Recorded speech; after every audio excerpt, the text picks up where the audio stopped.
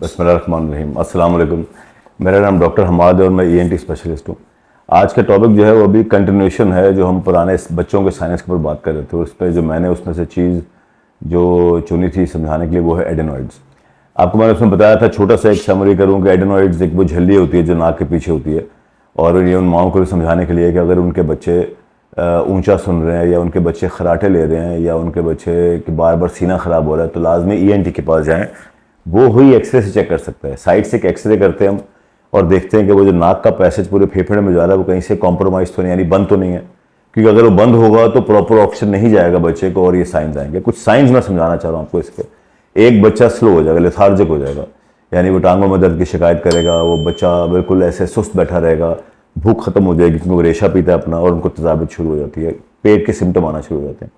दूसरा, इन बच्चों की कॉन्सेंट्रेशन खराब हो जाती है। ये लोग जब पढ़ने बैठेंगे, बात सुनेंगे तो हर वक्त इरिटेबल रहेंगे और चिड़चिड़े हो जाएंगे, क्योंकि जब ऑक्सीजन लेवल गिरता है तो आपकी माइंड की कैपेसिटी सोचने की कम हो जाती है। तो इसको अटेंशन डेफिसिट सिंड्रोम कहते हैं, यानी कि एडीएस तो पढ़ना कम कर देंगे। और बहुत सी वजूहत है, एक वजह ये भी है।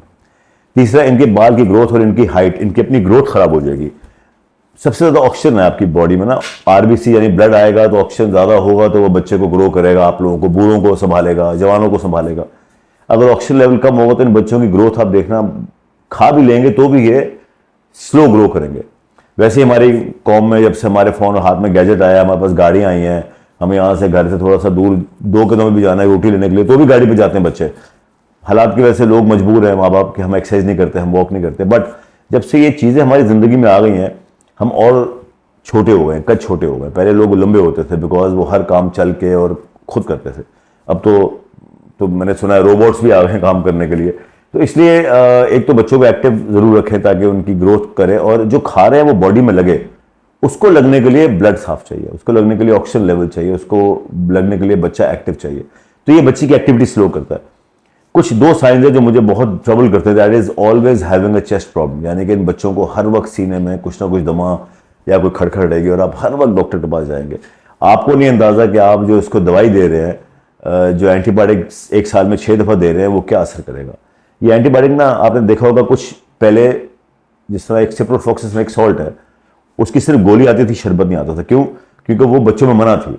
वो यहाँ पे ना हड्डियों में यहाँ बैठ जाती है और बच्चों की ग्रोथ रुक जाती है। लेकिन अब उसका सिरप भी आ गया, अब रिसर्च आई कि वो सेफ है, बट फिर भी एंटीबायोटिक्स है ना, वो कहीं ना कहीं तंग करेंगी। और पाकिस्तान में दूसरी बड़ी प्रॉब्लम क्या है कि जहाँ बच्चा या आप 2 दिन में ठीक हुए, आपने दवाई छोड़ दी। दुनिया भर इतने पैसे खर्च करती है रिसर्च करने के ऊपर कि यार ये एंटीबायोटिक का कोर्स क्या है, वो किसी वजह से बताती है कि ये मारने, जरासीम को मारने के लिए 7 दिन की खुराक बहुत ज़रूरी है उसके लिए, वरना नहीं मरेगा वो, अकॉर्डिंग टू प्रोडक्ट्स।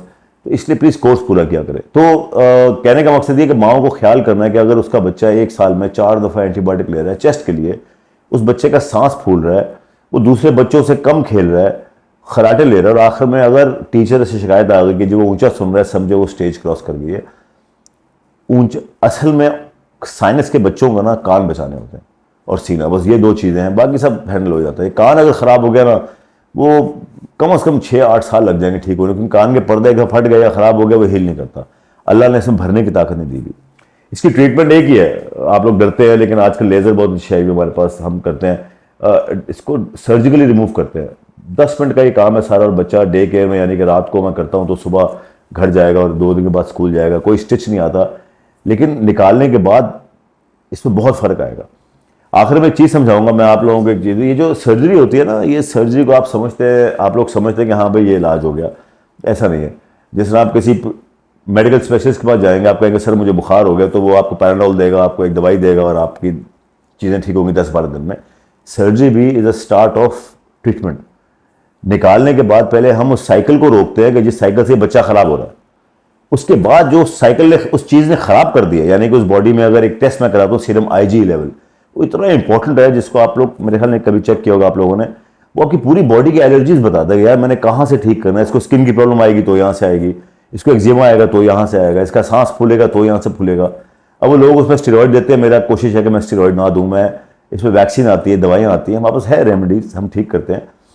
और आखिर में बच्चों के मेरे पास लेज़र शॉट्स हैं, यानी कि हम कोशिश करते हैं नाक में सर्जरी ना करें।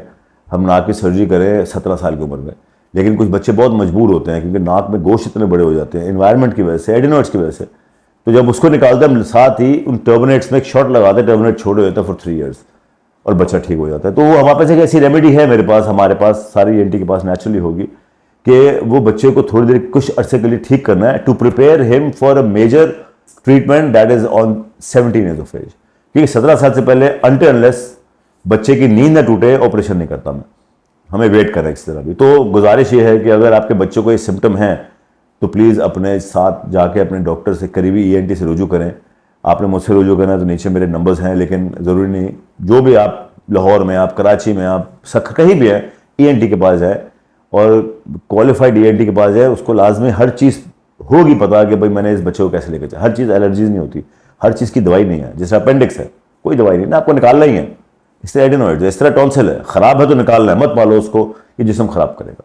तो इंशाल्लाह इसको हम और एलैबोरेट करेंगे आगे जाके, और इसके बहुत से साइंस हैं, वो ऐसे ऐसे आप लोगों को समझाता रहूँगा। तो इंशाल्लाह आपको इन करीब ENT की वो सारी चीज़ें समझाऊंगा कि आपके बच्चे की हेल्थ और आप लोगों की हेल्थ घर में खुद ही ठीक रहे।